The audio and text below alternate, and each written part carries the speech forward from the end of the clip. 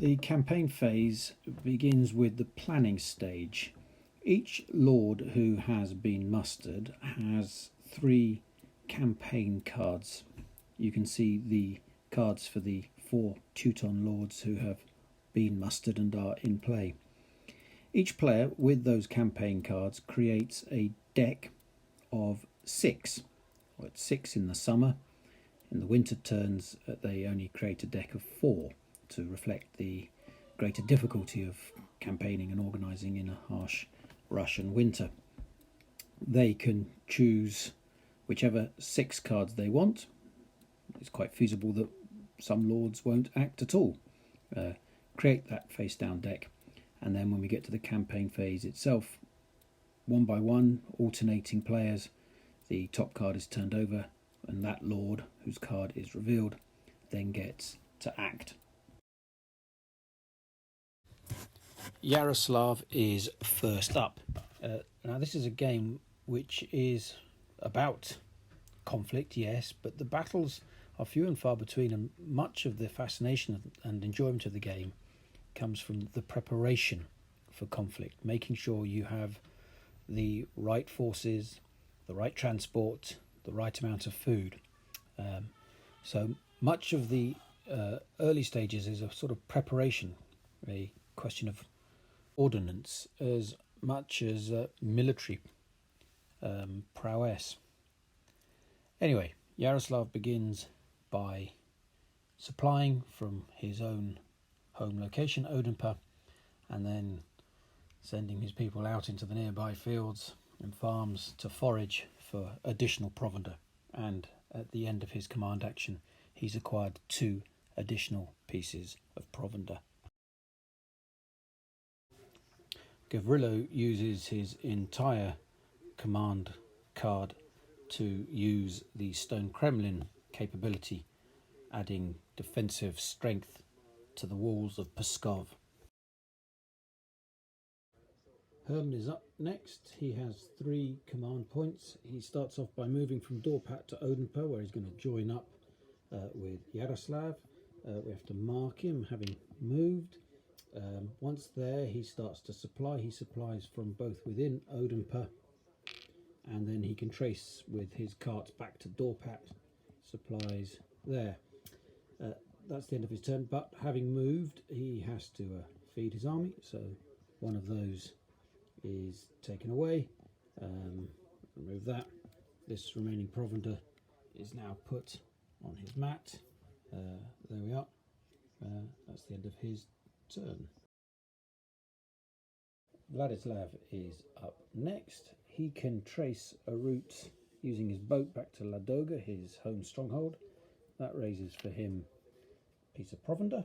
And then using his 2 carts, which is enough to carry the 2 pieces of provender he has, he marches for his 2nd and his 3rd command point to Kaproya. He's moved. That means he has to spend that piece of provender, but he's better placed at least to mount some sort of defence of the border for any or against any forthcoming attack. Knut and Abel are up next, and I'm rather regretting not having mustered more ships for them when I had the chance earlier on, because that would have allowed them to move swiftly along the Baltic Sea much more quickly further east. As it is, they have 2 carts, so they can move 1, 2, get to Wesenberg. They've moved. Once they're they may as well supply for a piece of provender that then gets swiftly spent for having moved. The turn is over. It's Stormash's turn.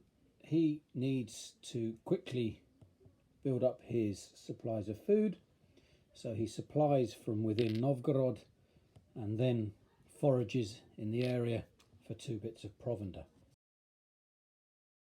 Andreas is up next. He has 3 command points. He currently has 2 boats and 2 pieces of provender, so he's able to travel without being laden.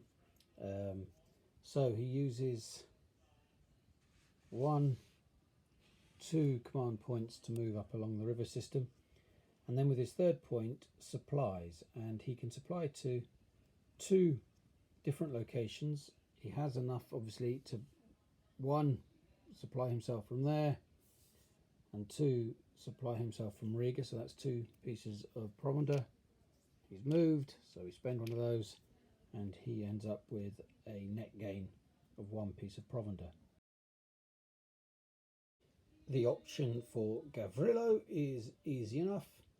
He supplies from within Pskov, forages from the fields nearby, 1 piece, 2 pieces of provender.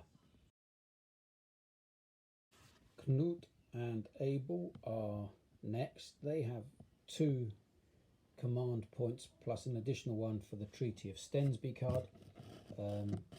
They're not as far ahead as they would like to be, so they trundle along with their 2 carts, 1, 2.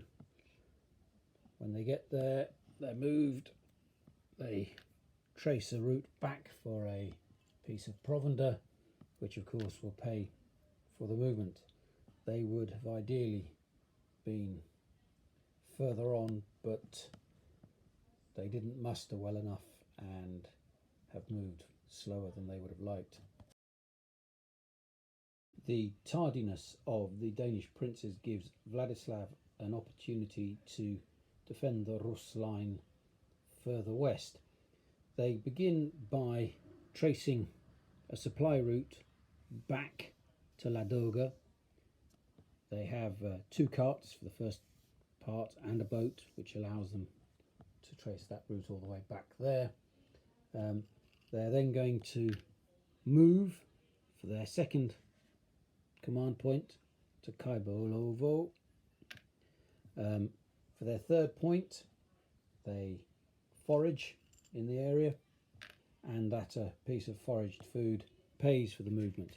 So they've reached Kaibolovo, gained a piece of provender in the process, and are ready to meet the Danes whenever they choose to engage. Herman is up now for the final Teuton turn, and there were decisions to be made here.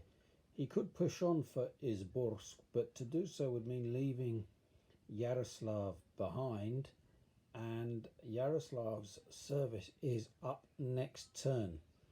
If he stays around, he can use his coin to extend Yaroslav's service period, and although this does slow up progress, it's probably a sensible thing to do. Therefore, Herman uses his 3 actions: 1 to supply from Odemper, where he currently is, 2 to supply up in Dorpat, which is his other location, and 3 to forage, providing him with 3 pieces of loot. He's going to need to muster enough transport in the next levy phase to allow him to transport it, but he is at least well prepared for the next turn and then the oncoming winter. Domash is the last lord to play, and it's a bit of a quandary. He could head north up towards Ladoga to prevent the or at least try and deter a flanking movement from the Danish princes, who could move along the Baltic coast with their boats, outflanking Vladislav in Kaibolovo. He could head down towards Pskov, down here, in an attempt to buttress Gavrilo in Pskov. Or he could do what he chooses to do, which is stick in Novgorod, supply for 1, forage for a second piece of provender, and leave himself centrally placed so that he can react to whatever appears to be the greatest threat when the Teutons next move in the next turn. It's perhaps unadventurous, but It is a form of preparation, and at least he does not have to worry about how he's going to feed his army.